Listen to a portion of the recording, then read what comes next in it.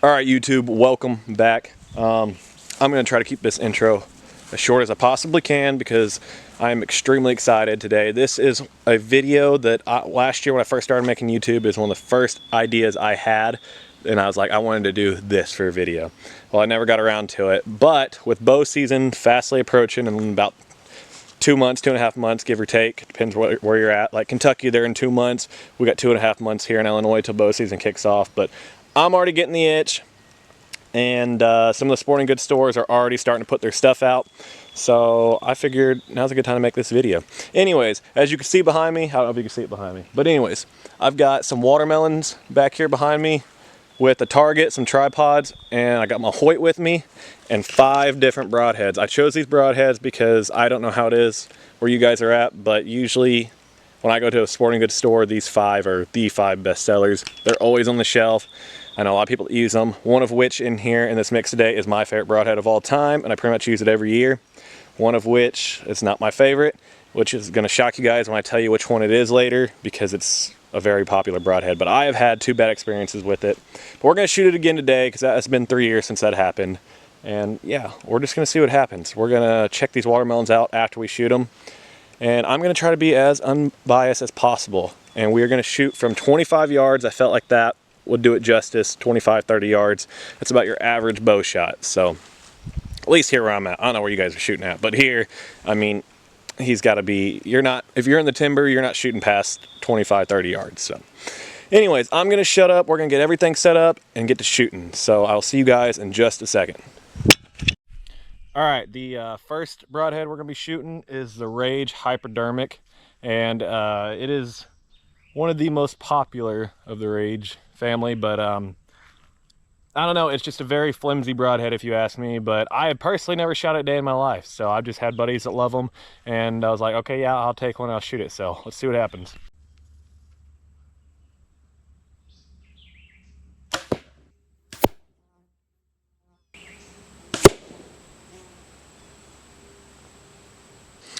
Well, I don't know if I was supposed to expect that to happen or what, but it split it.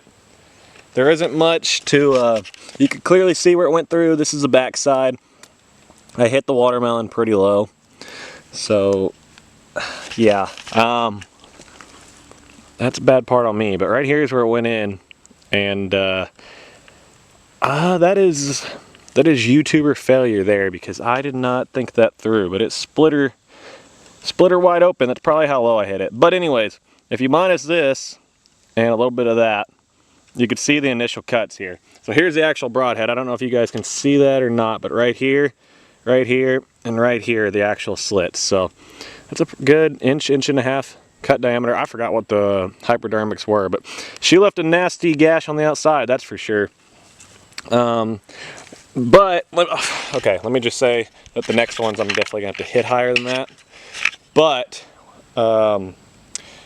what I was worried about was these hypodermics are so flimsy. I was like, what keeps these things together, you know, when you shoot a critter with them? But this sucker, it held together a lot better than I thought it would.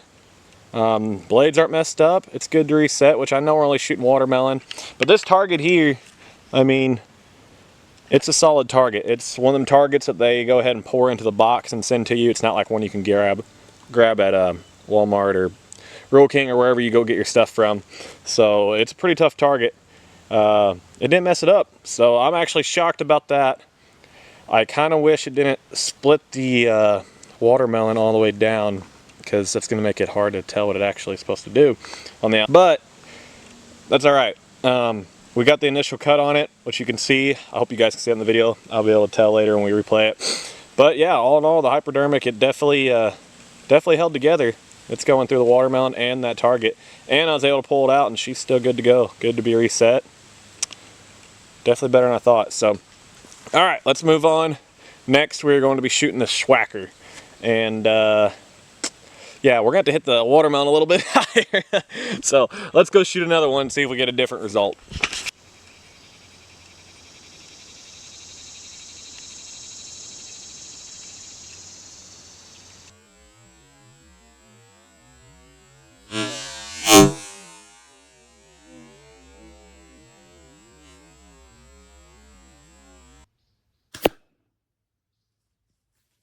Okay, so there we go. That one did not split the watermelon. It actually hit a little bit higher. That's the outcome we wanted.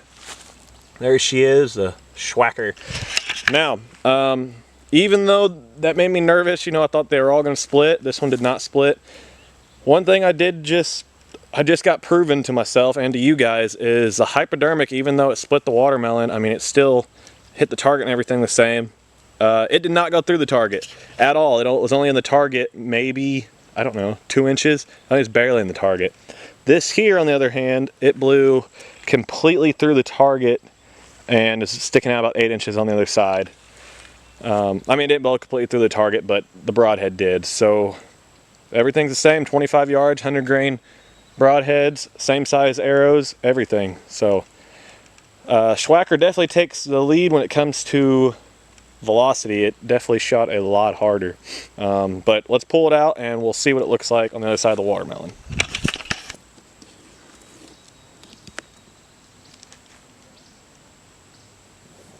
All right.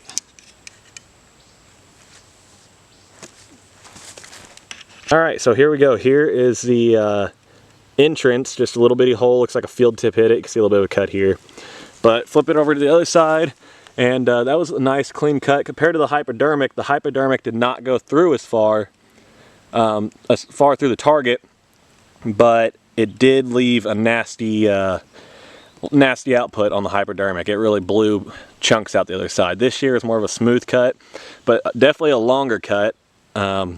Whatever it's supposed to be. It's like 2 inches here, and I forgot exactly what the Schwacker is on the box. It says it's the cut diameter, but I believe that's about it. It's like 2 inches, 1.75 inches, something like that. So definitely shoots harder and penetrates more, but doesn't leave as nasty of an output. I'll put it like that. The exit wound is not as blown open. It's more of a clean cut with the Schwacker. So I mean, if you're thinking about it, if you're close up, you know, shooting inside 30 yards, hypodermic's really going to leave a blood trail if you hit it correctly. But if you get a little bit of a bad shot, you know, hit it in the shoulder, something like that, the Schwacker, according to this, looks like it's going to at least pierce through it more. So, hey, we're figuring some stuff out. So with that being said, let's move on. Next, we're going to be shooting our first fixed blade of the day, the Montech. So let's get right into it.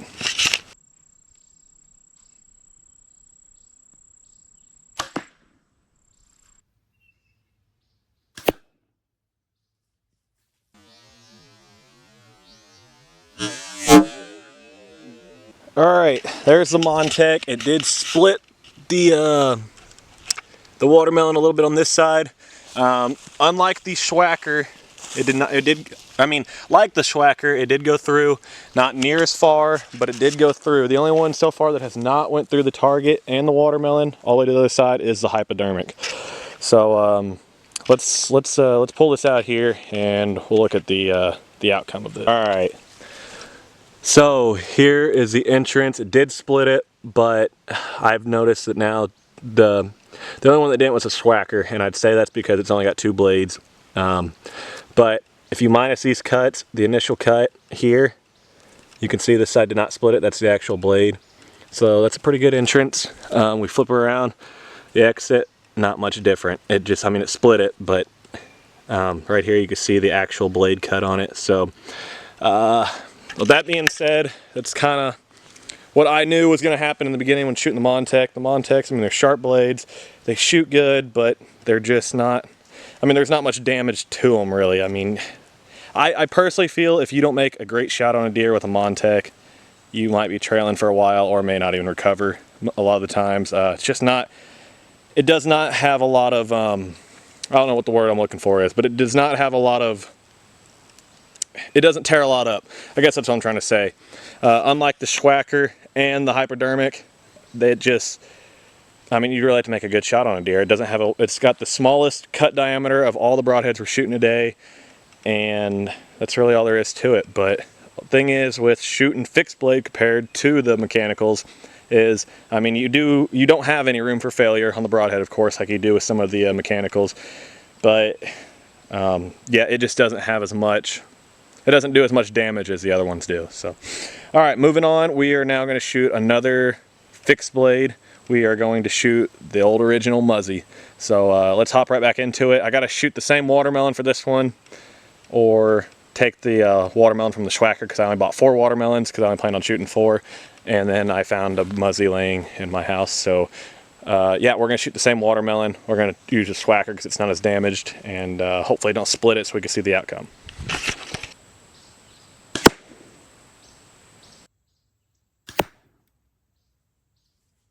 Alright, Muzzy. So, like the Montech, very little damage on the entrance. It did go all the way through. As you can see, I am shooting low, so not gonna lie, I haven't touched my bow since last year. I was kind of in a hurry to make this video, but it's alright. Anyways, she went all the way through, just a little bit further than the Montech, and let's pull her out and we'll see what happened on the exit. Alright, there's the entrance. Very little diameter there. Come over to the other side, there's the exit, same thing. So alright, so just like I was saying with the Montech, that's the thing with fixed blades. They do go all the way through and they do leave a pretty cut, but there's just not much. The exit's not too dramatic. It's just basically 3 cuts. So if that's what I'm saying, if you don't hit the deer or whatever you're shooting at in a good spot, it's just you don't get a lot of damage. But on the other hand, when you go over to the mechanical blades, even if you don't hit a deer good, say you hit it in the shoulder or whatever, like with the Hypodermic for example, it may not penetrate it hardly at all. As for these, they still will. But say you hit a deer right behind the shoulder just like you're supposed to with both a fixed as well as a mechanical blade. Mechanical blade, from what this is showing, is really going to tear them up. The fixed blade, it'll have a clean pass through, clean cut, but it's just not going to have a lot of damage on the exit. So your blood trail is going to be probably a little bit lighter, and there's a chance it's probably going to make it a little bit further. So, but I don't know. I guess it really all depends. I mean, it is hunting. It just depends on the animal and where you hit it. All right, now all that being said, we're down to our last broadhead, and I'm not going to lie, this is my favorite one. It's the one I use every single year. That's the one I killed my big deer with this year. All my big deer I've ever killed have been on this broadhead, all but one. So let's get right into it. We are going to be shooting the Rage 3-blade chisel tip, and I love them. I've never had any issues with these. I've never had deer go very far at all with these, and I just think they're all around good broadhead. I'm trying to be unbiased here, so we're going to shoot a watermelon where I can see, what it does compared to the others. But just letting you guys know that this one is my favorite. So let's get right into it.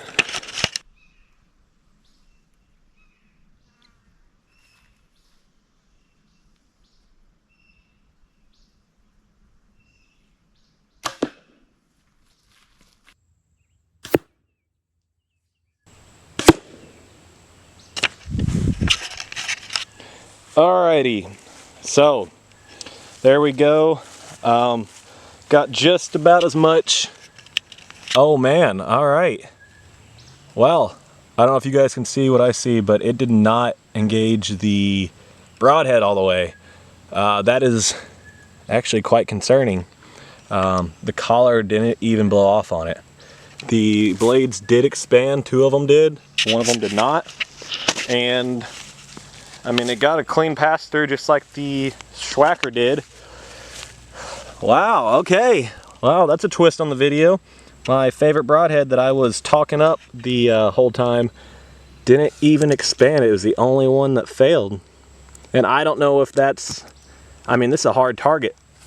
So I'm not too sure what happened there, but alright guys, so there it is. As you can see, it did not expand all the way. Now it did because I took it off the arrow, but the collar's still there. It didn't even blow the collar off. That's surprising. Yeah, I don't really know what to say there. Had the best pass through, that and the Schwacker. Let's go ahead and look at the watermelon real quick. So similar to the Schwacker, there's the entrance and there's the exit. I mean, it did damage, but not what I was expecting. Yeah, I'm actually quite shocked that my favorite broadhead that I was saving just for last actually failed its test, if you ask me. I mean, yeah, it went through it and it did what an arrow's supposed to do, a broadhead's supposed to do, but it really didn't have much exclamation point on it, that's for sure. So, Alright guys, here's the end results. These are all the exits of all the blades. Here is Montech, and of course it split the melon, but here's the actual initial cut. All the 3 blades seem to split the watermelon clean open. Here is a chisel tip rage. As you can see, that's the exit. Not much to it. I mean, it went through. It shot hard. It's one of the. I think it went through the furthest of any of the broadheads, but it really didn't do much on the exit. Here's the hypodermic. It did not have hardly any penetration whatsoever. It was only in the target maybe 2 inches, but it split the watermelon to pieces. That's the exit, and I mean, it took a chunk out. It just had no penetration at all. It was the only one out of all the broadheads that did not go all the way through.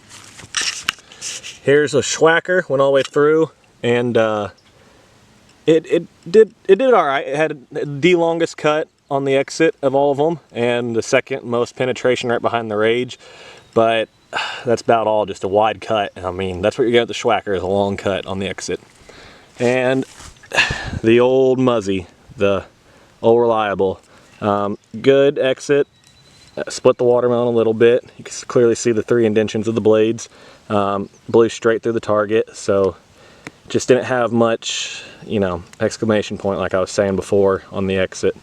So, well, you guys, there you have it. So I'm just keep this outro short because I'm gonna let you guys choose off of this video what you thought did the best, and I'm just gonna be straight up honest. At the beginning of the video, I told you there was a broadhead that I hated, and most people love it, but I had 2 bad experiences with it.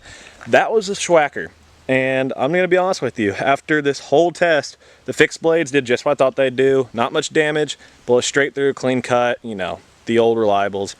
The hypodermic did exactly what I've always been told it does, just makes a mess. It has no penetration whatsoever.